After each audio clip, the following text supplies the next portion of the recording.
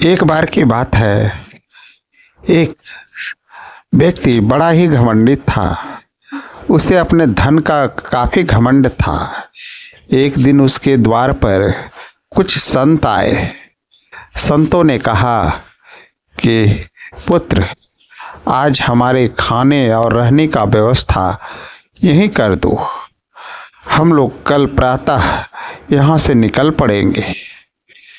उस व्यक्ति ने कहा कि यह कोई बड़ी बात नहीं है, जाइए, आपके लिए हर तरह का व्यवस्था मैं उपलब्ध करा दूंगा। संत ने कहा, लेकिन एक चीज तो है जिसे मैं देख रहा हूँ और उसे झुठला भी नहीं सकता। व्यक्ति ने कहा, क्या? बोला, मैं तुम्हें अभी नहीं बता सकता, मैं तुम्हें यह कल जाने वक्त बताऊंगा। व्यक्ति सोच में पड़ गया। आखिर क्या बात है जो यह संत हमें बताना नहीं चाहता? व्यक्ति में थोड़ा अहंकार था, अहम था। उसने कहा, कोई भी बात हो उससे मुझे कोई लेना देना नहीं, बस आप लोग मज़े से खाइए, रहिए और अपना सुबह जो है आप आराम से यहाँ से निकल जाइए।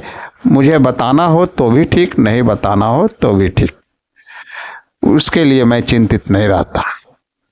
लेकिन एक चीज तो यह तय होती है कि हर व्यक्ति को अंदर से कुछ न कुछ तो चिंता जरूर रहती है। अगर किसी ने अधूरी बात कह दी हो तो अधूरी बात में बहुत बड़ी ताकत होती है, क्योंकि पूरी बात व्यक्ति को किसी निर्णय पर पहुंचने को या किसी हद तक सोचने को मजबूर करता है।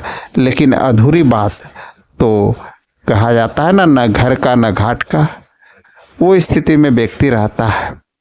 वह व्यक्ति रात भर नहीं सोया, वह बार बार सुबह होने का इंतजार कर रहा था। तभी उसे जो है नींद लग गई। स्वप्न में वह देखा कि मैं कल शाम को मरने वाला हूँ। अपने आप को मृत और अचेत अवस्था में वह स्वप्न में पाया। उसकी नींद खुल गई। वह उठकर देखा तो अभी सुबह होने में काफ़ी समय बाकी था। वह बैठा रहा। उसे बार बार मन में यही ख्याल आ रहा था, कहीं संत मुझे इसी चीज़ के बारे में तो नहीं बताने वाले थे। वह बड़ा मायूस था। अब क्या था? सुबह जैसे हुई, वह व्यक्ति भागता हुआ पहले संत के पास पहुंचा। उसे मन में लगा कि कहीं संत सुबह उठकर निकल न जाए, मैं वह बात इनसे पूछ लूं।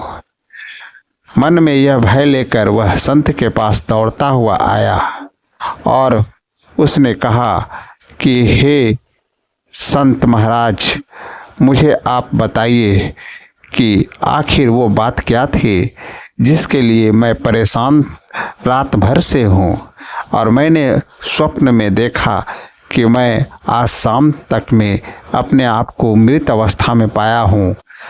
तो क्या यह सच है? संत ने कहा कि देखो, सच तो यही है कि मृत्यु तुम्हारे साथ जुड़ी हुई है, मेरे साथ भी जुड़ी हुई है, इस संसार के में सबके साथ जुड़ी हुई है। यह तो बिल्कुल सत्य है, पर उससे भी एक कड़वा सत्य और है। संत ने कहा। जैसे ही इस बात को उस व्यक्ति को फिर जो है शंका हुई मन में, बोले और क्या बात है? उस संत ने कहा कि यह बात मैं तुम्हें अभी नहीं बता सकता। मैंने कहा था ना कि मैं जब जाने लगूंगा तब मैं यह बात तुम्हें बताकर जाऊंगा। व्यक्ति अब संत के जाने का इंतजार करने लगा। कुछ समय बीता तो उसने पता लगवाया कि क्या संत अब जाने को तैयार है। तो उस व्यक्ति ने कहा कि नहीं, संत बोल रहे हैं आज मैं यहीं पर विश्राम करूंगा। तब व्यक्ति सोचा कि एक दिन और बढ़ गया, लगता है कि संत कल जाएंगे। उन्होंने संत को पूछवाया कि क्या वो लोग जो है आज जाएंगे या रहेंगे। संत ने खबर किया कि आज उनका जाने का कोई विशेष मायने नहीं है, कोई इरादा नहीं है। वो कल सुबह जो है प्रातः हो सके तो चले जाएंगे। फिर व्यक्ति को लगा हो सके तो चले जाएंगे, इसका मतलब है कि लगता है ये लोग कल भी नहीं जाएंगे। तो आखिर वो मुझे कब बताएंगे? जब तक वो जाएंगे नहीं तो मुझे पता नहीं चलेगा। धीरे धीरे जो है शाम हो रही थी। व्यक्ति अपने आप को अचेत अवस्था में जैसे पा रहा था, उसे अंदर से कुछ न कुछ भय लग रहा था। वह सड़क पर चल तो जरूर रहा था, पर यही सोचता हुआ जा रहा था। तभी अचानक पीछे से एक गाड़ी वाहन ने उसे धक्का मार दिया। व्यक्ति गिर पड़ा। गिर पड़ने के बाद उसे लगा जैसे उसके प्राण पखेरु उड़ रहे हैं। वह व्यक्ति छटपटा रहा था। तब गाड़ी वाहन ने उठकर उस पर कुछ जल की बूंदें छींट दी। व्यक्ति उठ खड़ा हुआ। उसके बाद व्यक्ति सोचने लगा कि कुछ तो जरूर बात है। लगता है मैंने स्वप्न में कुछ सचमुच अपने आप को आज मृत देखा था, शायद यही घटना है। वह व्यक्ति जब वह वहां से आया तो वह सीधे संत के पास गया और उसने कहा कि अभी मैं बाल बाल बच गया। आज मेरे शायद अंतिम समय जो है लिखा हुआ था। आज मुझे एक गाड़ीवान ने धक्का मार दिया। मैं तो बहुत बाल बाल बच कर आ रहा हूँ। संत ने कहा कि इस संसार में बच कोई नहीं सकता। संसार में तो केवल एक ही सत्य है और वो है मृत्यु, और उससे भी एक कड़वा सत्य है जो मैं तुम्हें जाने वक्त बताऊंगा। और वो सत्य को शायद तुम समझकर अपने आप में कुछ सोचने की कोशिश करना।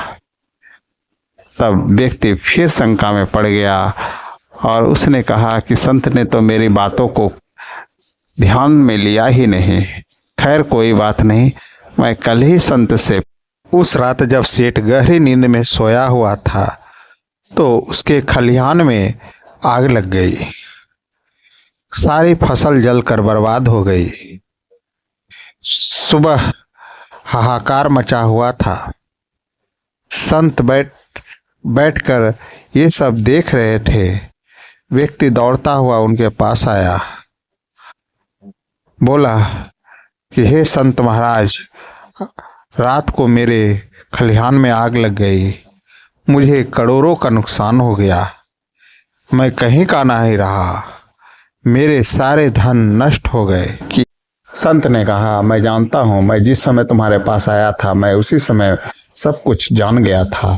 इसलिए मैंने यहाँ विश्राम किया और मैंने तुम्हें बताया कि मैं जाने वक्त मैं तुम्हें वो बताऊंगा जो एक कड़वा सत्य है, और यह सत्य तुम अब मुझसे सुनो, क्योंकि अब मैं जा रहा हूँ। तब उस सेठ ने कहा कि क्या आप मुझे छोड़कर जा रहे हैं? संत ने कहा, हाँ मैं जा रहा हूँ, लेकिन एक सत्य बताकर। सुनो, यह वक्त गुजर जाएगा। हमेशा इस चीज को ध्यान में रखना। चाहे तुम धनी हो या निर्धन, चाहे सुख की अवस्था में हो या दुख की अवस्था में, हमेशा एक ही चीज होता है संसार में, और यह सत्य है कि यह वक्त गुजर जाएगा, और वक्त गुजरने के साथ स्थिति और परिस्थिति बदल जाएगी। अगर तुम धनी हो तो भी परिस्थिति बदल सकती है, और गरीब हो तो भी तुम्हारी परिस्थिति बदल सकती है। इसलिए किसी भी चीज का घमंड मत करना। हमेशा ध्यान में रखना कि यह वक्त गुजर जाएगा, यह क्षण गुजर जाएगा। चाहे तुम कितनी तकलीफ में क्यों ना हो, वह क्षण रहने वाला नहीं है। वह तकलीफ का क्षण गुजर जाएगा। चाहे तुम कितना भी सुख में हो, वह रहने वाला नहीं है। वह क्षण गुजर जाएगा। बस यही मेरे एक शब्द थे कि यह वक्त गुजर जाएगा। इसे तुम जीवन भर याद रखना, और वर्तमान में जो भी अभी तुम्हारे साथ हुआ है यह भी गुजर जाएगा। इसलिए चिंता मत करो और यह कहकर संत वहां से चले गए। किंतु व्यक्ति का हृदय प्रफुल्लित था, क्योंकि वह जानता था कि यह वक्त गुजर जाएगा, और इस चीज को जानकर वह अपने आप में उत्साह में था कि यह वक्त गुजर जाएगा।